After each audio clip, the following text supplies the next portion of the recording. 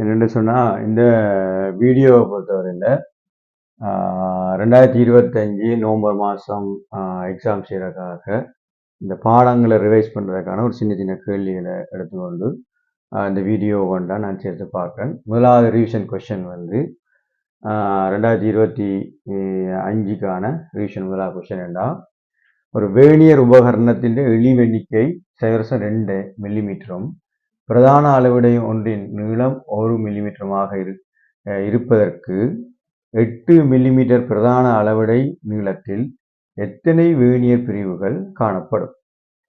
இதில் சின்னனா ஒரு நோட்ஸையும் பார்த்துட்டே போவோம். எங்களுக்கு வந்து வேணியர் கலிபர் பற்றி தெரியும். இந்த வேணியர் உபகரணத்தில் என்ன நடந்திருக்கும்னு சொன்னால், ஒரு பொதுமைப்பாடான ஒரு வேணியர் உபகரணமாக இருந்தால் பொதுவானது. இப்போ இது இல்லாமல் நான் ஒரு பொதுவான ஒரு வேணியர் உபகரணத்தை பற்றி நான் கைப்பற்றிக்கிறேன். அதில் வந்து ஒரு பிரதான அளவிடைகள் வந்து மீன் இருக்கும். பிரதான அளவிடை, அதுக்கு கீழே இது அசையக்கூடிய மாதிரி வேணியர் அளவிடை இருக்கும். வேணியர் அளவிடை இருக்கும். இது இது வேணியர் அளவிடை, வேணியர் அளவிடையாக இருக்கும். இப்போ இதில் என்ன நடந்திருக்கும் என்று சொன்னால், அதாவது 9 பிரதான அளவிடை வந்து 9வது மில்லிமீட்டர் உள்ள பிரதான அளவிடை, அதாவது பொதுவான ஒரு வேணியரில் இது 10 வேணியர் பிரிவுகளாக பிரிக்கப்பட்டிருக்கும். 10 இது 9 மில்லிமீட்டர் வந்து 10 வேணியர் பிரிவுகளாக பிரிக்கப்பட்டிருக்கும். அப்போ இப்படி ஒரு சாதாரணமான ஒரு பொதுவான ஒரு வேணியர் அளவிடையில் நாங்கள் இழிவெண்ணிக்கை பார்ப்போம் என்று சொல்லி சொன்னால், இதுதான் நாங்கள் இழிவெண்ணிக்கை நாங்கள் பார்க்குற சமன்பாடு. அதாவது இழிவு எண்ணிக்கை சமன் ஒரு பிரதான அளவிடையின் அளவு சய ஒரு வேணியர் அளவிடையின் அளவு. அப்போ இப்படி ஒரு சந்தர்ப்பத்தை எடுக்கும்போது நாங்கள் ஒரு இந்த கணக்கு இல்லை, பொதுவாக நாங்கள் பார்க்கும்போது என்ன செய்யணும், இழிவு எண்ணிக்கைன்னா எங்களுக்கு தெரியும். இது வேணியர் இழிவு எண்ணிக்கை வந்து சைவரசம் எங்களுக்கு தெரியாதுன்னு வச்சுக்கொள்ளும். இதை கணிக்கிறதா வச்சுக்கொள்வோம். அப்போ இழிவெண்ணிக்கை எவ்வளவு எங்களுக்கு தெரியும் என்ன சொல்லிச்சுன்னா, பிரதான அளவிடை எங்களுக்கு தெரியும் எவ்வளவா இருக்காம், 1 மில்லிமீட்டரில் இருக்கும்.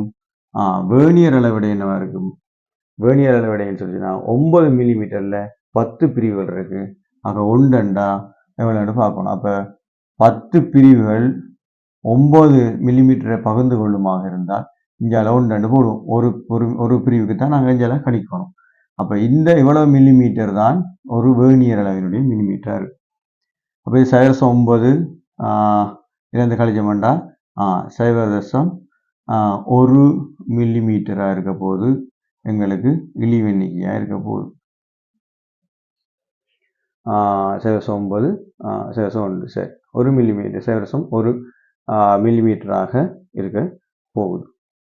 சரி, இது இந்த கணக்குக்கும் இதுக்கு சம்பந்தம் இல்லை. இதுதான் அடிப்படையான விஷயம். இந்த அடிப்படை விஷயத்துக்குள்ள இப்போ அவங்க கேட்குற கேள்வி என்னன்னு சொல்லிட்டோம்னா, எங்களுக்கு இழிவெண்ணிக்கை தந்துட்டாங்க. அப்போ இழிவெண்ணிக்கை தந்துட்டாங்க. இப்போ கேட்குற கேள்வி என்னென்னு பார்ப்போம். இழிவெண்ணிக்கை தந்துட்டாங்க. கேட்குற கேள்வி இதுதான், என்ன, எத்தனை வேணியர் பிரிப்புகள் வந்து காணப்படும். அப்போ இங்கே என்ன செய்யும், 9 மில்லிமீட்டருக்கு வந்து 10 வேணியர் பிரிவுகள் இருக்கிற மாதிரி 8 மில்லிமீட்டராக இருந்தால் எத்தனை வேணியர் பிரிவுகள் இருக்கும். அப்போ இந்த கணக்கு எப்படி பார்ப்போம்னா, இழிவு எண்ணிக்கை சமன் ஒரு பிரதான அளவு அடுத்து ஒரு வேணியர் அளவு. இதுதான் வளமையான எங்களோட சமன்பாடு. இழிவெண்ணிக்கை தந்திருக்காங்க 0.2 சொல்லி, ஒரு பிரதான அளவுடையினுடைய நீளத்தை தந்திருக்காங்க 1 மில்லிமீட்டர் சொல்லி, இது 0.2 மில்லிமீட்டர் தான். இழிவெண்ணிக்கை 0.2 மில்லிமீட்டர் சொல்லுவோம். இது ஒரு பிரதான அளவுடையினு மில்லிமீட்டர். அதுக்கு பிறகு கேட்டிருக்காங்க என்னன்னா, 8 பிரதான அளவிடைகள், இங்கே எத்தனை 9. அது மாதிரி நாங்கள் என்ன செய்யணும், 8 பிரதான அளவிடைகள் நீளத்துல எத்தனை வேணியர் பிரிவுகள் இருக்கு அப்படின்னு பாக்குறதுக்கு நாங்கள் எங்களுக்காதான் கேள்வி, எத்தனை வேணியர் பிரிவு. அப்ப நான் அதை எக்ஸ்டெண்ட் எடுக்கிறேன். இது என்ன செய்யறேன், எக்ஸ்டெண்ட் எடுக்கிறேன். அப்ப இங்க என்ன, ஒன்றுக்கு தானே பார்க்கிறோம் 1 மில்லிமீட்டர். அப்போ ஒட்டுமொத்தமா இதுல எக்ஸ் இப்ப கண்டமெண்டா எங்களுக்கு சரி. அப்ப இது இஞ்சால வரும்போது என்ன வரப்போகுது, 0.8 வரப்போகுது. இஞ்சால வந்து 0.8 என்னவா இருக்கும், ஒரு மைனஸாக இருக்கும். ஆகவே இது -8 எக்ஸ் வரும்.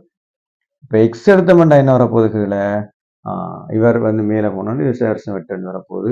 அப்போ சேரச மெட்டன் சொன்னால் என்ன? 10 சாய உண்டாகவே 10 பிரிவுகள் பிரிவுகள் காணப்படும் காணப்படும். அதாவது உண்மையாகிற விடை என்னன்னு சொன்னால் 8 மில்லிமீட்டர் பிரதான அளவிடை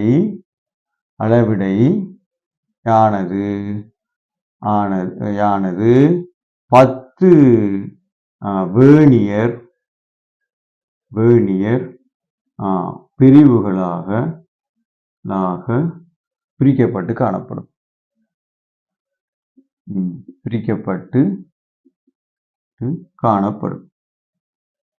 சரி, இப்படியான கேள்விகள் மிக குறைவான கேள்விகள். அதனால இது கொஞ்சம் வித்தியாசமா இருக்கிற மாதிரி கேள்வி அமைப்பு செய்யப்பட்டிருக்கு.